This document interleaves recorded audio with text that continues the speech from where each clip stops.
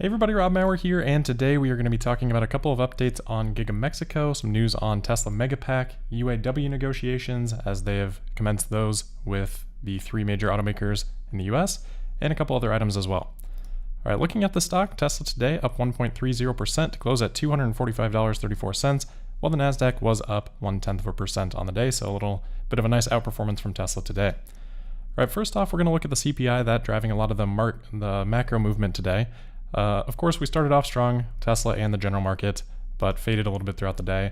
That strong start probably driven by the consumer price index coming in a bit below expectations, roughly 10 basis points depending on what metric you're looking at. So the headline number was just below 3.2% for July. So that's down, slightly up actually from the prior month. But if we look at the month-over-month comparison, in line with last month's increase. And then for core, that still is a little bit tricky to bring down. Obviously, Shelter has been keeping that a little bit higher, but core coming in at 4.7%, which is slightly down month over month. And then, or slightly down from last month's, I guess more correctly stated. And then for core, month over month, that is again up 0.2% month over month. So lower than what we have seen and kind of getting closer to the range where, the Fed might want it to be in between that 0.1 to 0.2% growth each month, which would annualize out to about 2%. So not anything too crazy with CPI, but again, nice to see it coming a little bit below expectations. All right, getting into the updates on Giga Mexico, we've got some reporting from Milenio out of Mexico saying that construction work may have started at Tesla's Gigafactory there. They're not really sure. They're basically seeing some machinery, some equipment starting to show up on site.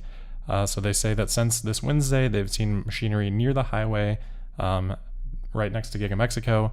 It doesn't seem that there's a lot going on yet, but some of this machinery starting to show up could be indicative of that happening relatively soon, if not starting to happen at this moment. They say it's not clear exactly what type of work is being carried out, but the machinery that is there is excavation type of equipment.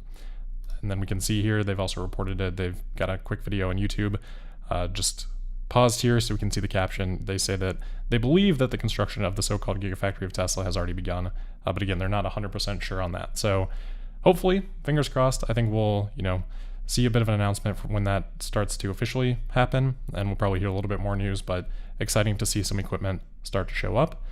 And then like we talked about yesterday, we've got another new hire relating to Gigafactories today.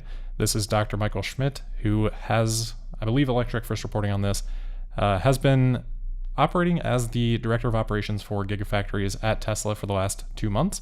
So he previously was at Bosch and some interesting experience with project management and, technical plant manager, general manager experience, specifically in Mexico for Bosch.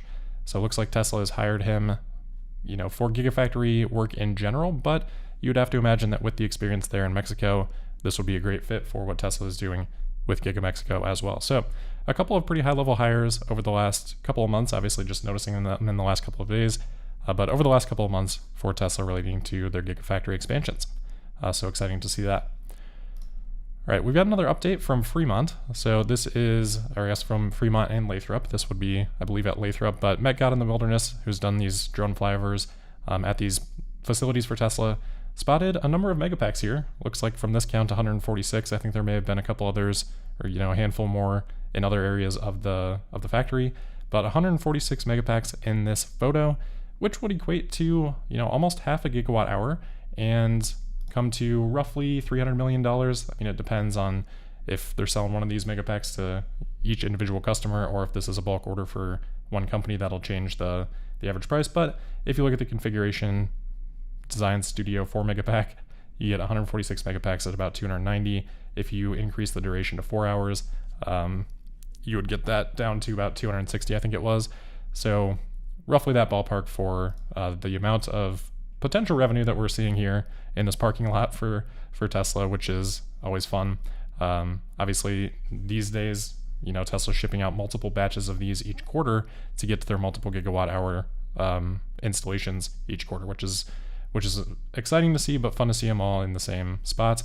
And kind of cool to see how Tesla's got this set up. They've got a little grid, like almost parking spaces for Megapacks. It looks like there could be some more to come before this ends up getting shipped out. So cool to see that update from Tesla's Lathrop facility.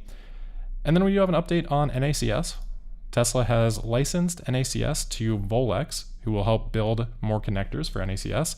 Obviously, these would be predominantly or entirely built today by Tesla in their facilities, but it sounds like as other automakers start to come on board, there's going to be third-party suppliers that are also helping with these, and Volex would be fulfilling that need. So they do say they've become a license partner for NACS. I'm not exactly sure what sort of licensing agreement there would be here because obviously Tesla has now open sourced this. SAE is looking at making this standardized, which would presumably, eradicate any need for any licensing agreement, I guess. But in the meantime, it looks like they're kind of getting started with a licensing agreement. I would imagine that there's not any, huge benefit to Tesla there other than just, again, getting more of these connectors out there. So I don't know a ton about Volex to provide any additional context on that, but relatively big company. I think they said they have, probably get the number here wrong, but I think they said they have like 8,000 workers. Yeah, 8,000 people employed at the company, so relatively large company that Tesla will be, or that will be helping out with NACS production. So that should help other automakers and potentially other third-party chargers with that build up. All right, and then the next thing we've got today is an update on the UAW. So as we know, these negotiations have started between the UAW and Ford, GM, Fiat Chrysler, Stellantis now. We're skipping ahead here. We'll go to this one. We'll come back to this other one. But so the UAW, there's a report from Automotive News today that they are asking for more than 40% raises and potentially labor rates that would nearly triple, up to $150 per employee, according to some sources. This could potentially increase labor costs across all of these manufacturers by $45 to $80 billion a year. And as Automotive News here says, could threaten their future viability if those types of increases were to go through. So it's a big ask. Obviously, this is early on in negotiations, so you're going to start high and work your way down, probably end up meeting somewhere in the middle. So I wouldn't put too much weight in this right now, but it's interesting to see, this start to begin, and it'll be a good story for us to follow as these negotiations continue, because it could lead to some potentially significant interruptions by way of strike for these other automakers later this year. So we'll continue to keep an eye on that. And we'll go back to one story here, also from Automotive News, and this is on NHTSA investigating a Tesla crash that happened back in July. Unfortunately, a fatal crash with a Tesla vehicle and a semi-truck trailer in Virginia. So I don't know a ton about this accident. It sounds like there was a tractor trailer turning out onto a road, and unfortunately the Model Y, which was potentially on autopilot, did not stop, and there was a collision, obviously fatal accident. So NHTSA's looking into it. It's worth mentioning, though, that NHTSA looks into more than 100 of these each year, especially when it potentially involves newer technology like autopilot or FSD. So it doesn't necessarily mean a whole lot, and we have seen many cases where there's been an investigation and there's, they learn more information and it kind of moves on from there, and there's no real party at fault. Probably also worth mentioning that the driver of the semi-truck trailer was issued a summons for reckless driving. So again, I don't know all the details of the crash, but perhaps, some fault at the semi-driver in this scenario as well. So we'll see. I don't know that we'll hear a whole lot more on that for a while, but we'll keep an eye out for it. And then the last couple of things for today, Illinois has extended their electric vehicle rebate program, or I guess more specifically renewed it, beginning on November 1st. I think applications will open up for this on October 18th. It'll run through January 31st of 2024. This will be a $4,000 rebate, so it'll be a pretty short window here for potential EV buyers to benefit from this rebate during that window. It is until funds expire or are all used during that window, so it could even be a little bit shorter. I'm not sure what the total budget is. I'm not sure if that's been disclosed, but I think in the past that these have run out pretty quickly. So good to see, but in terms of the impact, a little bit questionable in terms of how big that budget is.